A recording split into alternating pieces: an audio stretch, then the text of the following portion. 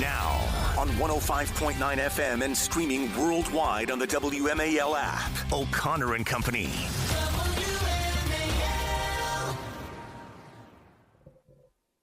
It is 5:07 on yet another quiet news day here in the nation's capital. Fridays, it's the thing about Fridays in the summer, Patrice. It's like, what are you going to talk about? Nothing happens in Washington, D.C. at the end of the week. If only that were true. Right? Oh, dear. All afternoon yesterday as this drama was unfolding, I just kept thinking, and I get to talk about this for 4 hours tomorrow. Thank God Patrice will be there. Let's buckle up for the ride. What does it all mean? We'll try to make sense of it all and try to give you some guidance and instruction on what you should expect today as things develop, like we can tell you what to expect. Coming up at 6:35, Hans von Spakovsky is going to reflect on some Supreme Court rulings that came down yesterday, unanimous ones as well. 7:05, Reagan Reese, White House correspondent for the Daily Caller, along with our pal, Amber Duke, had an exclusive insight into the White House's position on the Elon Musk dust-up.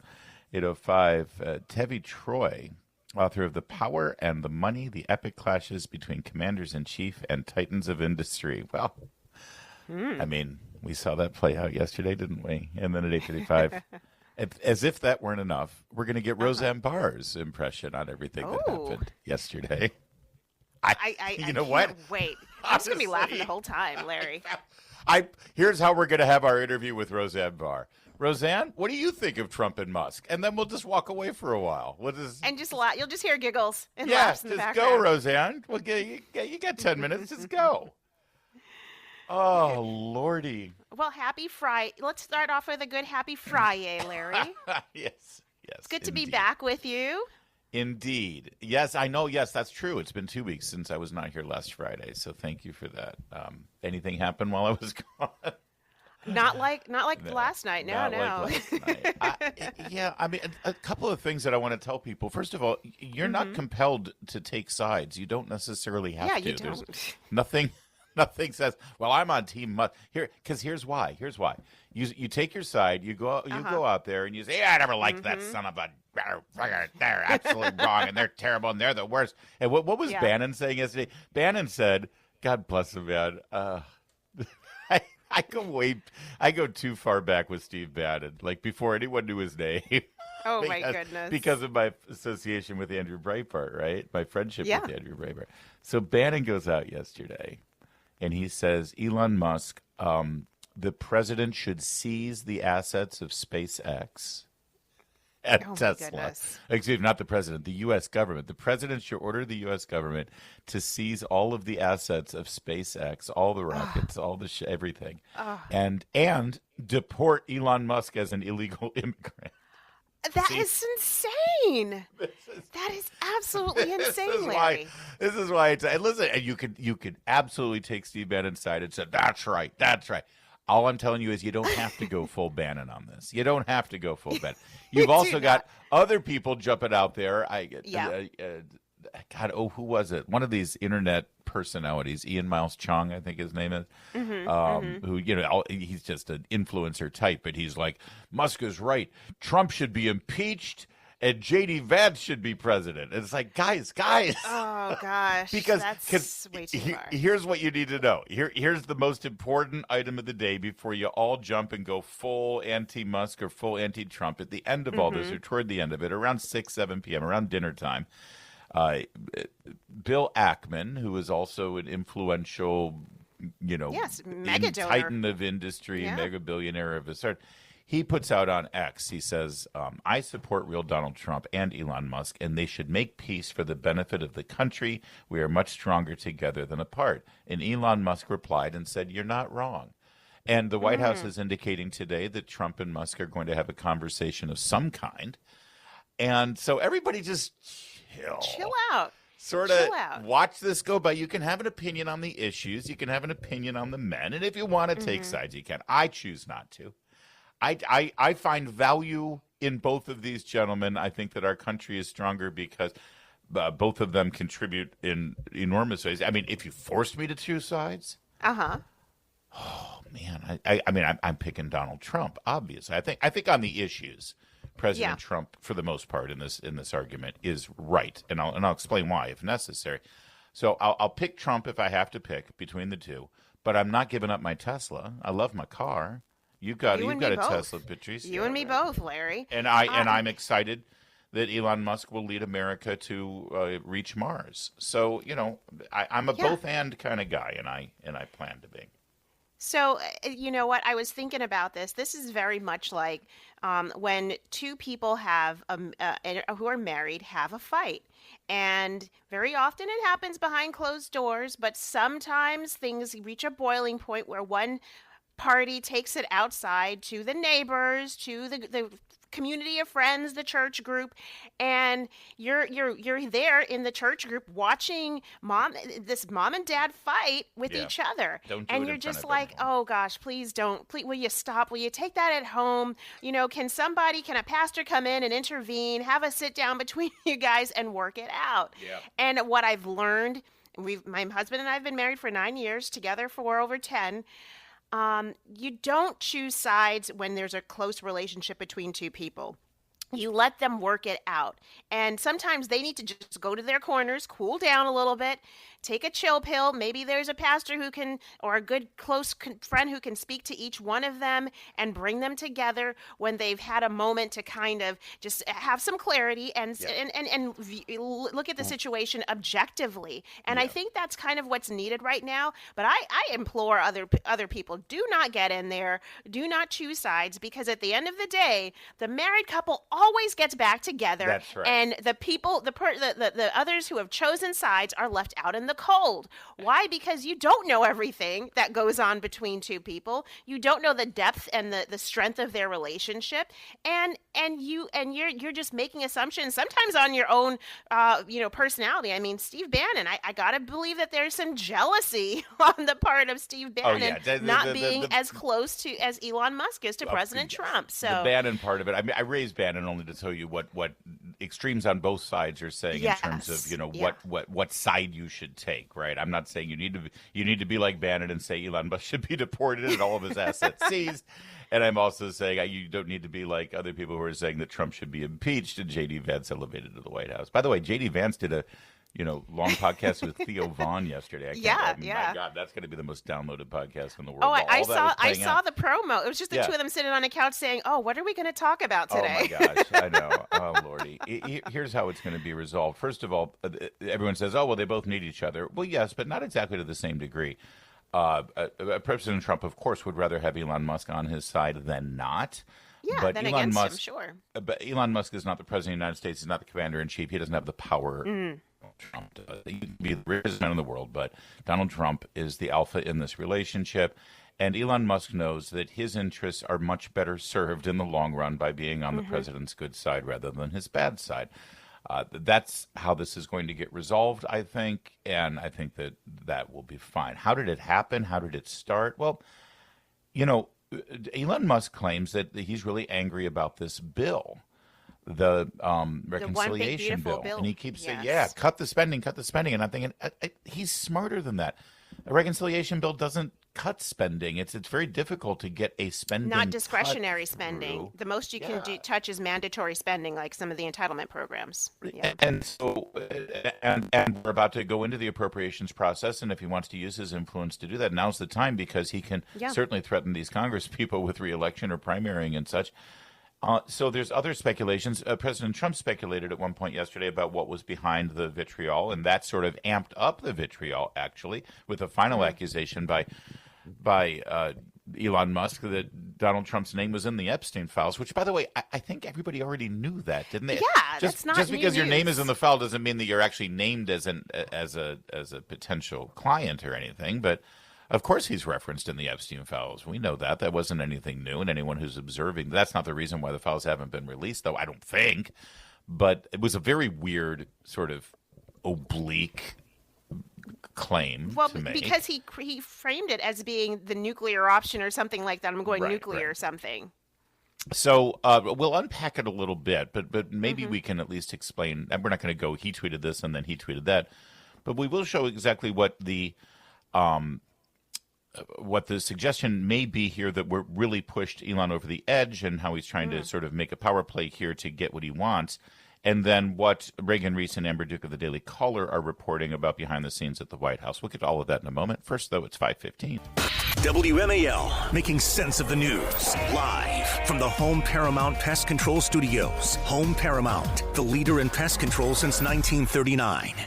Elon's upset because we took the EV mandate, and which was a lot of money for electric vehicles, and they're having a hard time, the electric vehicles, and they want us to pay billions of dollars in subsidy. And Elon knew this from the beginning. He knew it for a long time ago. That's been in there. That's been, I would say, JD, that hasn't changed. That's been right from the beginning, Mr. Secretary. That hasn't changed at all, right from the beginning. But I know that disturbed him. He wanted, and rightfully, he recommended somebody from that he, I guess, knew very well. I'm sure he respected him, but to run NASA, and I didn't think it was appropriate. And he happened to be a Democrat, like totally Democrat. And I say, look, we won. We get certain privileges, and one of the privileges, we don't have to appoint a Democrat. NASA is very important. We have great people. General Kane is going to be picking somebody with our. We'll be checking him out, seeing. But he wanted that person, a certain person, and we said no. President Trump from the Oval Office yesterday, that sort of ended up being the final ticking point. Eli was upset that he didn't get the EV tax credits in the that we removed those. He ran on removing those, and his recommendation for NASA. There were a couple of other things reported by Axios that he wanted to extend his White House employment status, which is against the law. He couldn't. And then a Starlink agreement with FAA, which I think is still in the works. So that's still moving forward. But that was the suggestion, which sort of squares with logic, I think, because all of the demands that Elon Musk is putting through about this bill and all the things that he's claiming about this bill don't make sense when in the context of a reconciliation package, because a reconciliation package is very limited in its scope and what it's able to accomplish. I've learned this as well, and Elon Musk is certainly smarter than me. He's also was in the middle of all of this as it was all being negotiated, and he was working with the Doge operation. So I tend to think that, he's using the bill as a great tipping point here, or as a good leverage point that he thinks he has to try to get some of those other things that he wants. Maybe. Oh, Patrice, we're going to have you turn your mute off there on your mic. It's a complicated system. Yeah, it's. Can you hear me now? There we go. What's interesting, New York Post has an article how much Elon Musk's government contracts are actually worth, and they total up to about $38 billion. But in not just the dollar figure, what's interesting here is how much of the profit or how much of the revenue they generate for his businesses. At least 25% of SpaceX's 2024 revenue came from federal contracts worth $3.4 billion, for example. So, when he's returned to his businesses to run them and be more a stronger presence, I'm sure he's had to ensure to tell his shareholders, hey, listen, I'm back, and I'm also making sure that the government contracts that we've had are not in jeopardy. And so Can you imagine having to go back to his shareholders or go back to the board and say, hey, those EV credits, they really are not going to be they're not in the House bill, as you know, and I don't know if they're going to be in the Senate. So maybe some of the audience that Elon Musk is speaking to indirectly are senators, hoping that as they work out the differences in between the Senate passed bill or the bill that will pass the Senate at some point this summer, that they're going to put something back in when it comes to Elon Musk, so that he won't target his ire, his money towards their campaign, their reelection campaigns. I guess, but there's certainly a smarter way to do that than how he did it yesterday, I think. And that's the thing. That's what I keep losing, is that he's a very smart man, and if that's his goal, there are better ways to do it. It certainly got a lot of attention, though. Reagan Reese, White House correspondent for the Daily Caller, who joins us at 7:05, says, her reporting backs this up, that it was the withdrawal of the pick, Elon Musk's chosen NASA head, that really was the final straw. Also, people in the White House said that Musk has been over-asking and trying to act like a second president. I want to ask her what that means exactly. Yes. And we'll find out at 7:05. Either way, what a day for drama. We'll have more reaction to it as the day unfolds. Also, you should hear what Newt Gingrich said about it yesterday as well. We'll get to it. It's 5:23. Now on 105.9 FM and streaming worldwide on the WMAL app. O'Connor and Company. It's 5:37, O'Connor and Company. Busy Friday. Forget about trying to sort of ease back. A crazy news day with a lot of stuff going on, but we got you covered. 6:35, Hans von Spakovsky will analyze the Supreme Court rulings from yesterday that we're about to get into right now. 7:05, Reagan Reese, Daily Caller. 8:05, Tevi Troy. He wrote a book about major presidents and titans of industries clashing over the decades. Yeah, I think we saw that play out yesterday, didn't we? We did. 8:35, Roseanne Barr will join us. She's coming to D.C., Ooh. and I think she might have some observations on the news. What a good day to have Roseanne. It's Larry Exactly. O'Connor. It's also a good day to have Patrice Onwuka. Good morning, Patrice. Good morning. Happy Friday. Thank you. Back at you. Yesterday, the Supreme Court, we're in the season now. Decisions are going to start coming down rapidly from the Supreme Court.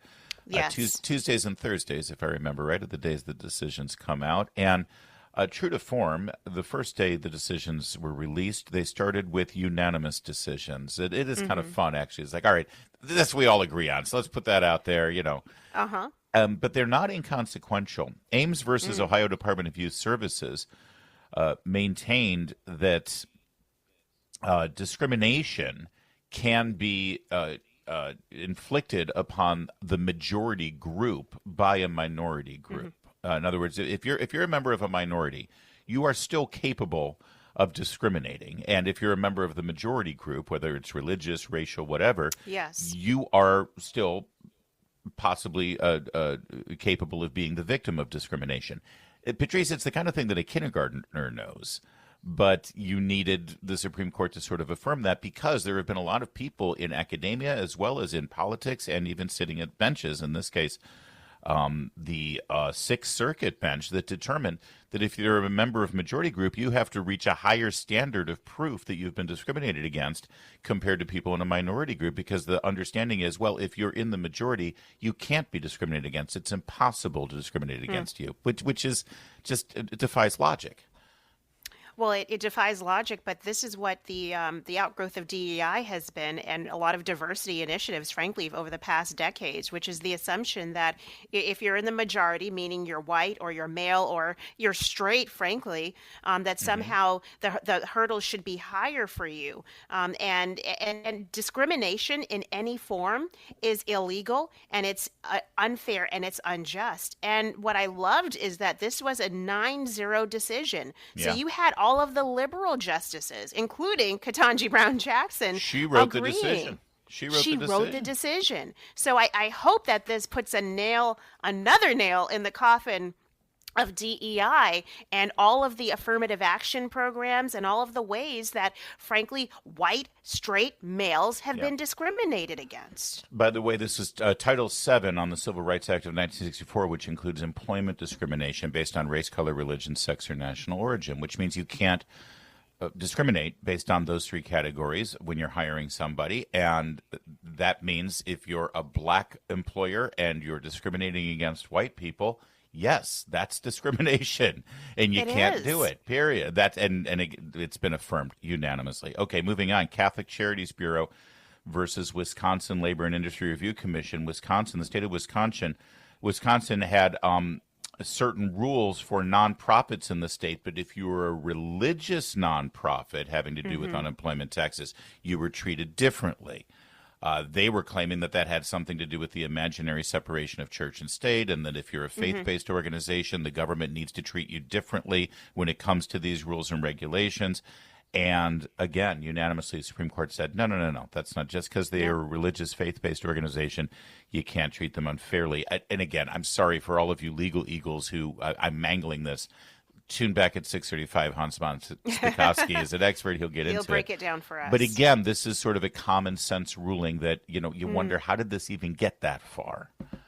Well, and look who wrote the opinion here, Justice Sonia Sotomayor. She said, quote, "It is fundamental to our constitutional order that the government maintain neutrality between religion and religion."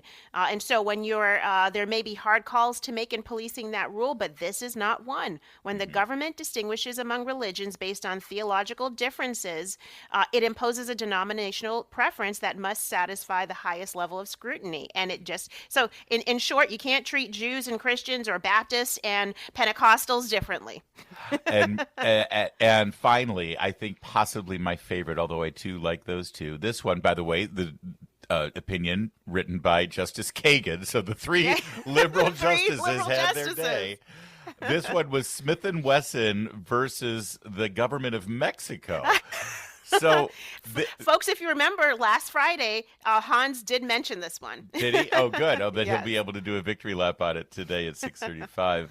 Mexico had the hubris to sue a gun manufacturer. He said, "You're making these guns, and our criminal gangs in our country are using them." It's like, oh, really? We want to play that game, pal? Because maybe we could sue you for some of the things. Once again, this falls under what's called the Protection of Lawful Commerce in Arms Act. You cannot sue a gun manufacturer. But I think actually this goes well beyond just the government of Mexico, because a lot of, like, the city of New York tried to sue gun manufacturers and put them out of business. Well, and I would think it would extend beyond just gun manufacturers and the gun industry. Remember, some cigarettes. Of these nutty cities and states have been trying to sue cars for not putting a certain it slipped my mind, but you see there's this idea that cars are not safety features to ensure that they don't get stolen. I believe Baltimore may have, or one of these nutty cities. No, DC was doing it. Yeah, you're making these cars way too easy to steal. You need to exactly. So I hope that I hope this decision also puts pause in that stupid idea too. Yes, at a time where it's hard to see whether we can agree on certain things, it is nice to see 9-0 rulings from the Supreme Court on this first day of decisions on these three issues. More to come on that at 6:35 with Hans. Right now it's 5:40. Oh, yeah, they're still trying to protect Joe Biden. But the more we learn, the more we realize that this is not just a political story and this is not just a media story. It is both of those things. But this could very well be one of the greatest political criminal scandals of our lifetimes or in the history of the United States of America. Patrice, this is impersonating the President of the United States if the allegations are true. If you're using the auto pen to do things and the President doesn't have full awareness and doesn't give full authorization of it, that's a crime. That's a horrific crime. Can you imagine the kind of power that you can have by affixing the President's signature to things? That's why we sort of want a president to actually physically sign things. That's why leading up to this scandal, anytime a president used an auto pen for anything other than a letter to, a kid in Des Moines, Iowa, or the Easter eggs at the White House roll, or a MAGA hat, if you're actually signing something that will affect law, pardon a person, an executive order, it was news. I remember when Obama was traveling overseas, and the Patriot Act had to be renewed. And they made a big deal announcing that they would utilize the auto pen for that. And it was front page news. It was headlines. It was a big deal. And some people challenged as to whether it was legal or not.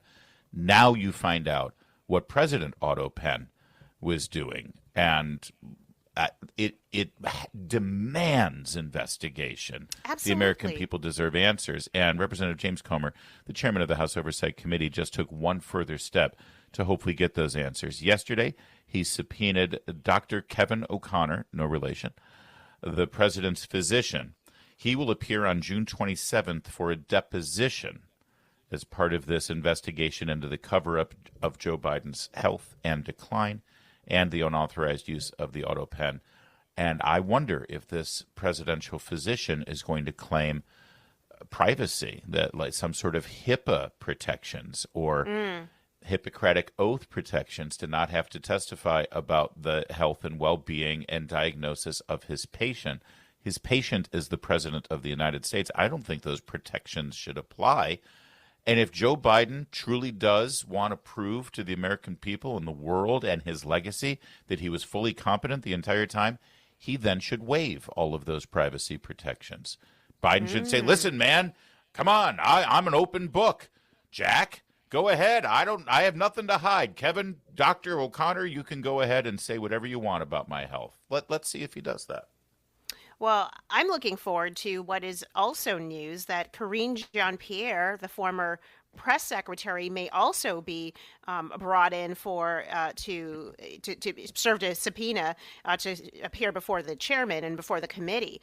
We know that this week she just came out as an independent, and she has this new book, or a book that's going to be released in October, because, if you saw the video, she misspelled it, but October, but talking about the broken White House, of which she was the spokesperson for and the primary face for, second to the president. So, it's so interesting. That we're finally going to get, I would hope we would get some insight, in that these folks just don't come in and plead the fifth, or maybe Biden does some interference on their behalf. And just a reminder, if President Trump had not won and Republicans had not won, this would never be news. We would never have a House Oversight Committee chairman hauling in the former staffers to come and explain this cover-up for the president. In fact, the cover-up would continue, because these same people would be in the very same positions probably that they have always been in, and we, the American people, would be suffering. So elections have consequences. Yeah, if somebody on your Facebook page, your liberal brother-in-law or the guy at the cubicle next to you at work who, has the I hate the orange man bumper sticker, plastered up on the side of his office wall, turn to him and say, hey, who's Bruce Reed?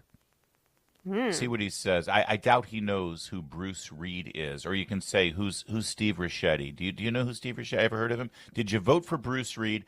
Ask your liberal brother-in-law or son-in-law at dinner on Sunday, when you get into a political fight about this, who still maintain that Joe Biden was the best president we've ever had and saved our country. Say, who is Bruce Reed? Because Bruce Reed is one of the people, an advisor in the White House, who has been subpoenaed by the Oversight Committee about the use of the auto pen. Bruce Reed, along with Mike Donilon and Anita Dunn and Ron Klain, two people you may have heard of because they have more household names. But again, we certainly didn't vote for them.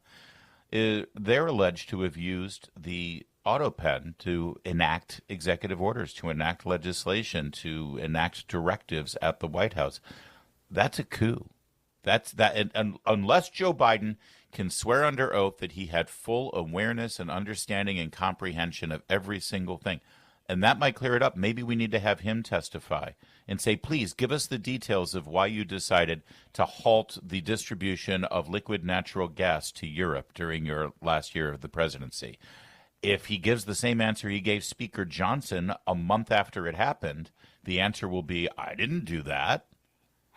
But he did do that. Or at least someone in his name did that. Someone did, yeah. It is an outrageous scandal. 5:53.